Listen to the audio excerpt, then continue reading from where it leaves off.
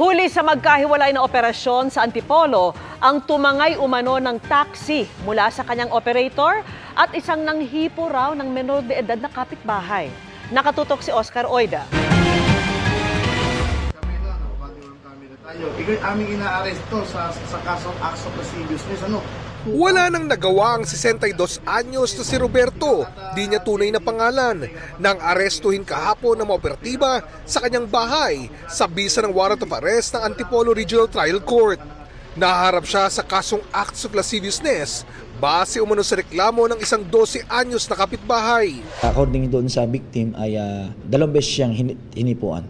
Pero ayon sa suspect, hindi ko nga po alam, sir. Basta yun na lang, may dumating lang sa akin. Kakilala niyo ba yon? Hindi po. Ha? Hindi. Kapitbahay niyo lang daw po. Hindi ko po alam. Wala rin kawala sa mga otoridad ang 40 anyos na taxi driver sa bisa ng warrant of arrest.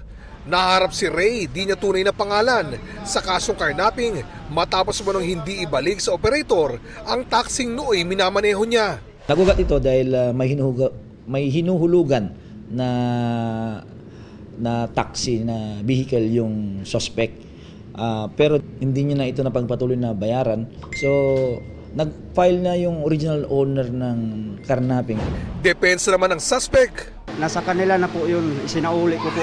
Dinala ko po sa garahe nila. Masakit po talaga sa loob ko na simulat sa pool po, wala pa akong ginawa kundi hanap buhay po para sa pamilya ko. Ngayon nakakulong po ako, wala po silang makain. Although naibalik niya yung unit, pero too late na kasi naisampa na yung kaso against sa kanya. Ang mangyari na doon, kung okay naman yung agreement nila, na-settle niya na yun, kailangan maglabas naman ng affidavit of desistance yung complainant. Para sa GMA Integrated News, Oscar Oida, nakatutok 24 oras.